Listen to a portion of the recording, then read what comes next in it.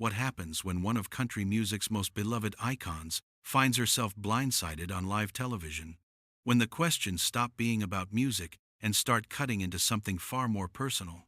This morning on the Today Show, Reba McEntire sat down for what was supposed to be a lighthearted chat about her latest tour and upcoming projects. Instead, viewers witnessed something nobody expected, a conversation that spiraled so far out of control that Reba did something she's never done in her 40-plus year career. She walked off. And it was all caught on camera. Before we get into what happened, make sure you hit that subscribe button and drop a comment below telling us what you think about celebrity interviews crossing the line. Now let's dive into how this whole situation unfolded. The interview started innocently enough. Reba walked onto the set with that signature smile, waving to the audience as the theme music played.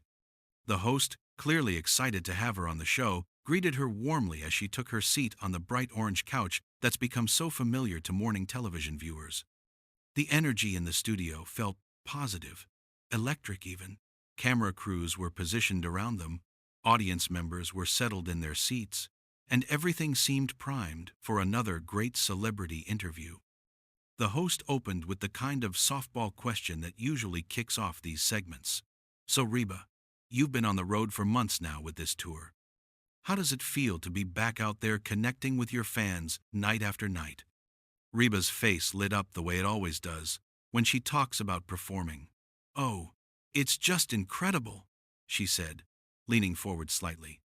You know, I've been doing this for so long, but there's still nothing like that moment when the lights go down and you hear the crowd. Every single show feels like coming home. We've been to so many cities, and the fans have just been wonderful. They sing along to every word, and it reminds me why I fell in love with this in the first place.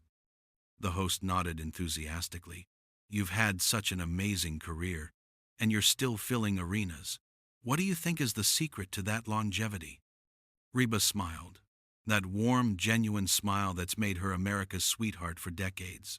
I think it's about staying true to who you are, she replied. I've never tried to be something I'm not. I sing the songs that move me. I tell stories that matter, and I think people can feel that authenticity.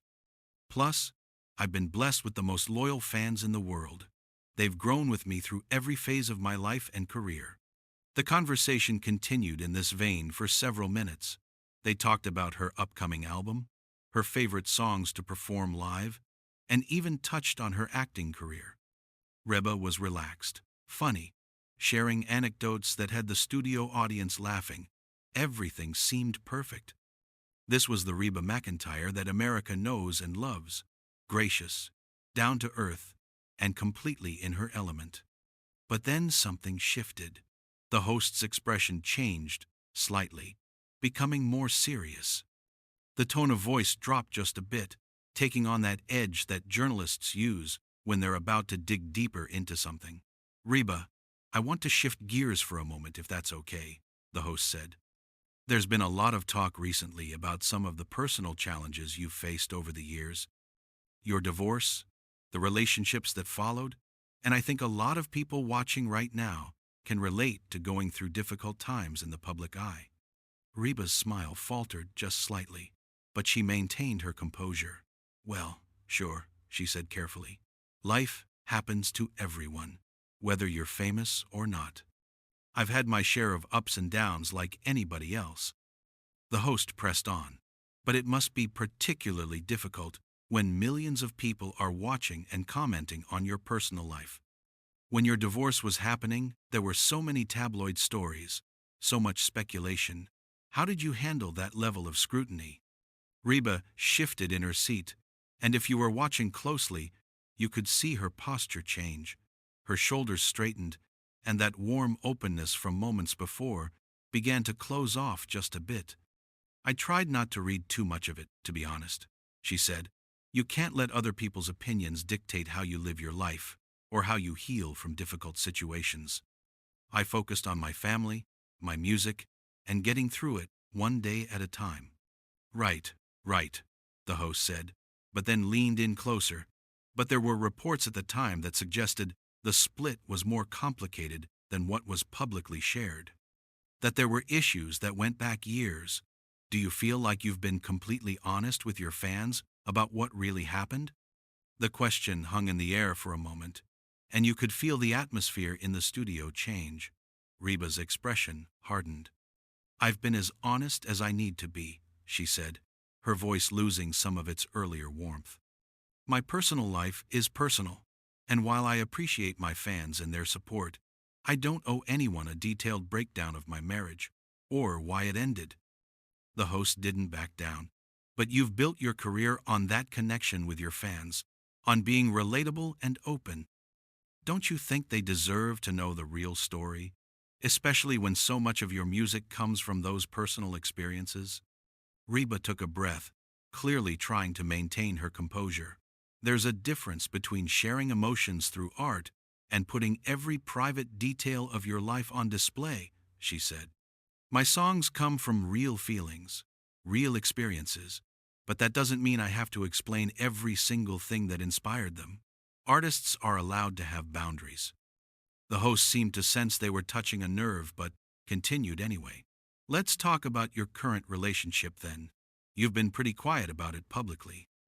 Is that because you're worried about judgment after how your last marriage ended?" Now Reba's face showed clear frustration. "I'm quiet about it because I choose to be," she said firmly. "Not everything needs to be a headline. Not every relationship needs to be dissected on morning television or in magazines." But the host wasn't done. "There have been rumors that this relationship has caused some tension with your family, particularly with your children. Is that something you're willing to address?" That was the moment.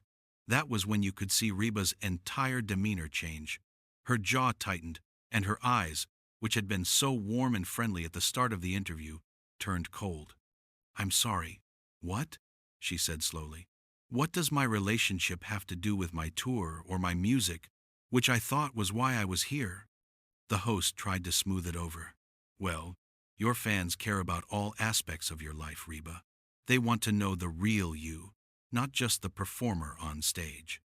Reba shook her head slightly, a bitter smile crossing her face. "The real me is someone who understands the difference between a professional interview and an interrogation about my private life." The tension was palpable now. You could see crew members glancing at each other nervously, unsure whether to keep the cameras rolling or cut to commercial. But this was live television, and there was no easy way out. The host, perhaps realizing the interview was slipping away, tried a different approach. "I'm not trying to interrogate you, Reba. I'm just asking questions that I think your audience wants answered. You've always been so open and honest, and that's what people love about you." Reba's voice was measured but firm when she responded. "There's a difference between being open and having someone dig into wounds that are none of their business.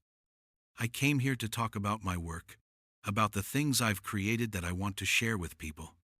Not to be psychoanalyzed about my personal relationships, or have you question whether I'm being honest with my fans." The host shifted tactics again. "Okay, let's talk about your work then. Your new album has several songs that seem to reference heartbreak and moving on. Can you talk about what inspired those particular tracks?" Reba's eyebrows raised slightly. "You're doing it again," she said. "You're trying to circle back to my personal life by framing it as a question about my music. I'm not going to sit here and decode every lyric for you, so you can try to piece together some narrative about my relationships." "I think that's unfair," the host protested. "Artists talk about their inspiration all the time. That's part of promoting an album, isn't it?" "Yes," Reba agreed, her voice sharp now. "Artists talk about their inspiration, but there's a way to ask those questions with respect and boundaries. You're not asking me about my creative process or what emotions I was channeling. You're fishing for gossip wrapped up in the pretense of discussing my art."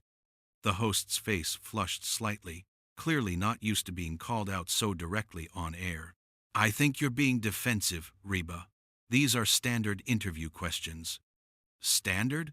Reba let out a short laugh that held no humor. "You asked me if I've been honest with my fans, implying that I'm somehow lying to them. You brought up rumors about tension with my children. Those aren't standard questions. Those are accusations dressed up as curiosity. The audience had gone completely silent. This wasn't the fun, light-hearted morning show segment they had expected to witness. The host tried once more to regain control of the conversation. Look, I think we're getting off track here. Let me ask you something different. You've spoken before about the challenges women face in country music, about ageism and sexism in the industry. Do you think that's gotten better or worse over your career? Reba paused, studying the host's face as if trying to determine whether this was a genuine question or another trap. It's gotten better in some ways, she said slowly. There are more women in country music now, more diversity in voices and styles. But there are still challenges, still double standards about how women are expected to look, to act, to share their lives. The host nodded eagerly, sensing an opportunity. And do you think that pressure to share your personal life, that's part of that double standard? Is that why you're so resistant to talking about relationships? There it was. The host had circled right back around to the personal questions, just with a different framing. Reba's expression hardened again. You're relentless, aren't you? She said quietly. I just explained to you why I have boundaries, and you immediately tried to use my own words about sexism in the industry to justify pushing past those boundaries. Do you not see the irony in that? I'm trying to have a conversation, the host said defensively. This is what interviews are. We ask questions, you answer them. That's how this works. No, Reba said firmly. That's not how this works. An interview is supposed to be a dialogue, not an ambush. You're not listening to anything I'm saying. You're just waiting for your next chance to ask about my personal life in a different way, hoping I'll slip up and give you something you can turn into a headline. The host's voice took on a harder edge now. I have to say, Reba, I'm surprised by how hostile you're being. This is a friendly show. We've had hundreds of guests sit on this couch, and nobody has ever reacted like this. Reba's eyes flashed. Maybe that's because you don't usually push this hard.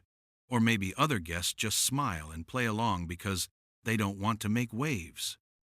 But I've been in this industry for over 40 years, and I'm not going to sit here and be made uncomfortable just to make good television. The host looked directly at the camera, then back at Reba. I think our viewers can judge for themselves who's being unreasonable here. That comment hung in the air like a challenge. Reba stared at the host for a long moment, and you could see her making a decision. When she spoke again, her voice was calm but cold. You know what? You're absolutely right. Let's let them judge.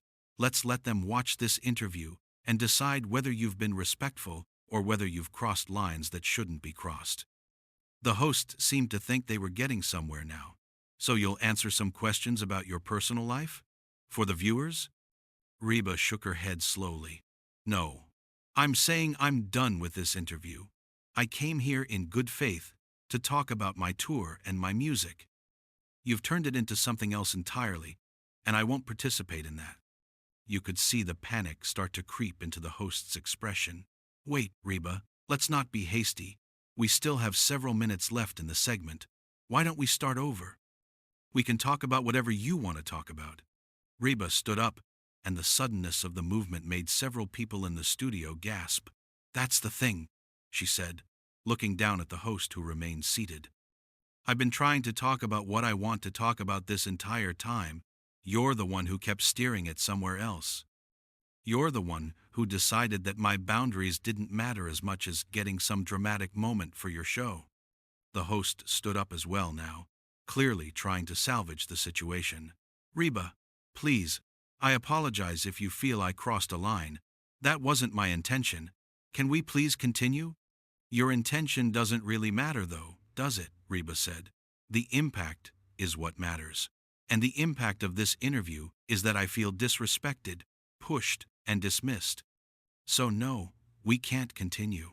I'm not going to stand here, or sit here, and pretend this is okay. The cameras were still rolling, capturing every moment of this unprecedented situation. The host reached out slightly, not quite touching Reba's arm but gesturing toward the couch. What am I supposed to tell our audience? We have millions of people watching right now. Reba's response was swift and sharp. Tell them the truth. Tell them that you asked invasive questions, that you ignored boundaries, and that I decided I deserved better treatment than what I was getting. Or don't tell them anything. Either way, I'm leaving. But this is live television, the host said, voice rising slightly with stress. You can't just walk out in the middle of a segment. Watch me, Reba said simply. And with that, she reached down, removed the small microphone clipped to her collar, and placed it carefully on the couch cushion where she had been sitting. The host stared at the microphone on the couch, then back at Reba, seemingly unable to process what was happening. Reba, please, the host said, voice now edged with desperation. Let's just take a breath here. We can fix this. We can make this work. There's nothing to fix, Reba said, her voice steady and resolved. This isn't a technical problem or a miscommunication. You made choices about how to conduct this interview, and I'm making a choice about how to respond. I'm choosing to respect myself enough to walk away from a situation where I'm not being respected. The host glanced at the cameras, then at the producer, standing just off set, clearly hoping for some kind of intervention or guidance. But what came out of the host's mouth next made everything worse. You know, Reba, a lot of celebrities would be grateful for this platform. We have one of the biggest morning shows in the country. Walking out like this, it's not a good look. People are going to think you have something to hide. Reba stopped moving toward the edge of the set and turned back slowly. Her expression was one of complete disbelief. Did you really just say that to me? She asked quietly. Did you really just threaten me with bad publicity because I won't let you violate my boundaries on live television? That's not what I meant, the host backtracked quickly. I just meant that walking out is unusual, and people might interpret it the wrong way. People will interpret it however they want to interpret it, Reba said. That's something I learned a long time ago. I can't control what people think, but I can control how I allow myself to be treated. And I'm telling you, and everyone watching right now, that this is not okay. This kind of journalism, if you can even call it that, where you push and push until someone breaks, where you ignore every signal that you're making someone uncomfortable, that's not okay. The host's face was red now. Whether from embarrassment or anger, it was hard to tell. I was just doing my job, the host said. Asking tough questions is part of being a journalist.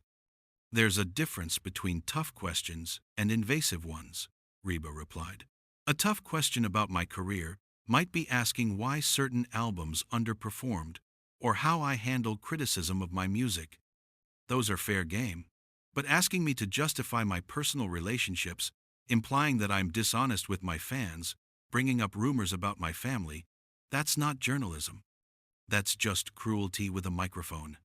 A member of the production crew stepped forward hesitantly, speaking to the host in a low voice that the microphone still picked up. We need to cut to commercial. Now. But the host waved them off, apparently determined to see this through to whatever end it was heading toward. Reba, the host said, trying once more. If you walk out right now, you understand that we can't edit this. Everyone has already seen it. This is the story now. Not your tour, not your album, this confrontation. Is that really what you want?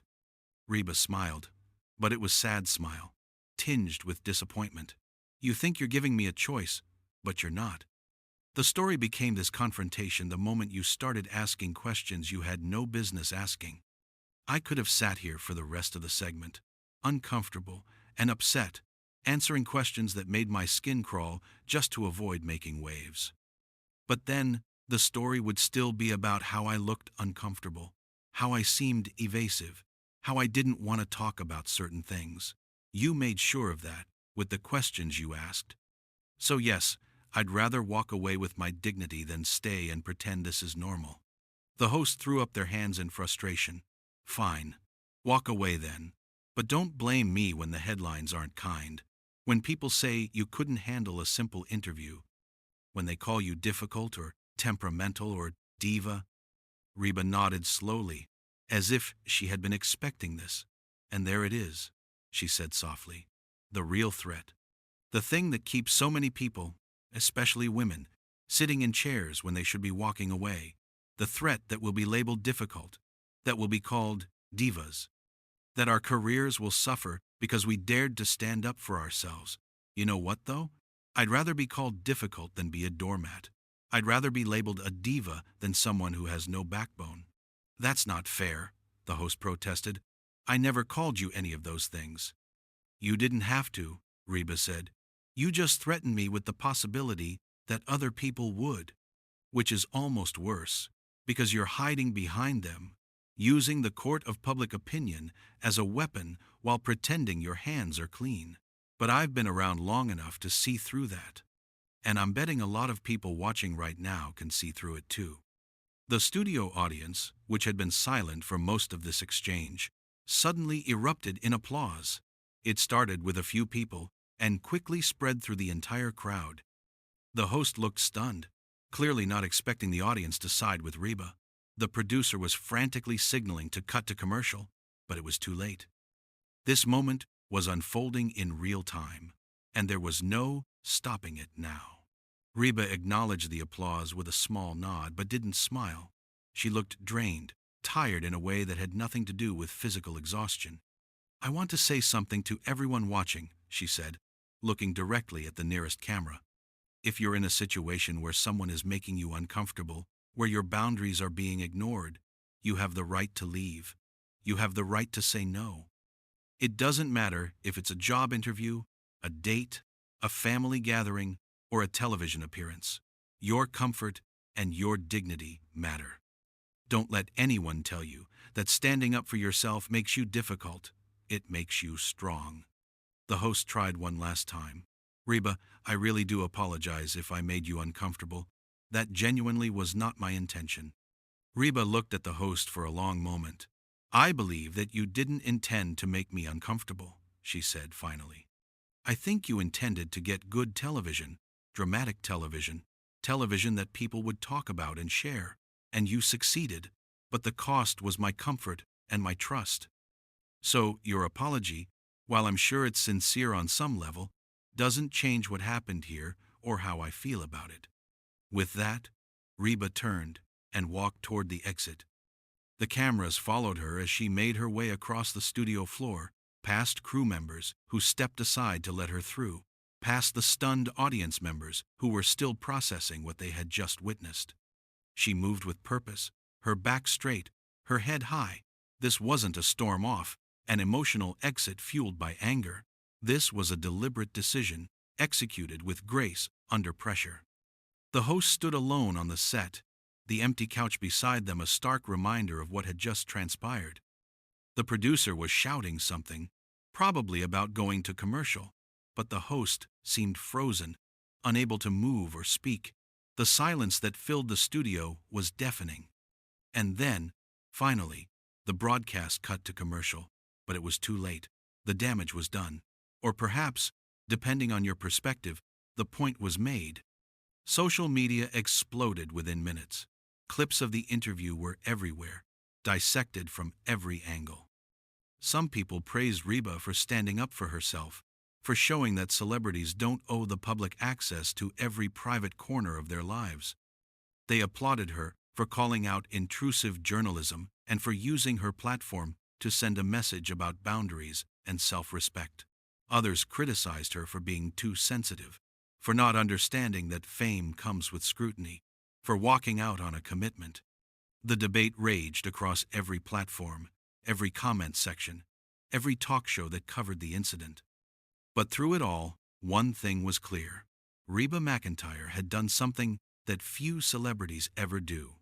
She had drawn a line in the sand and refused to cross it, even when the cameras were rolling, even when millions were watching, even when the easier path would have been to smile and endure.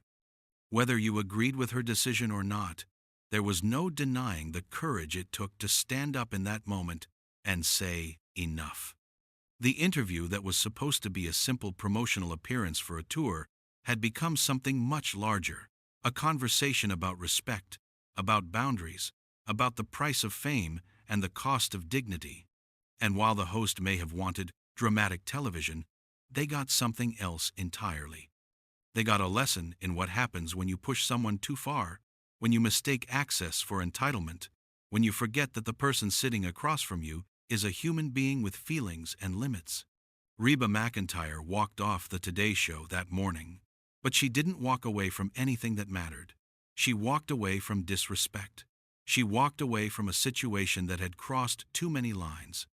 And in doing so, she walked toward something more important: her own self-respect and the knowledge that some things are worth more than good publicity. If you made it to the end of this story, make sure you hit that subscribe button so you don't miss more stories like this. And drop a comment below. Do you think Reba was right to walk off? Or should she have stayed and finished the interview? Let us know what you think.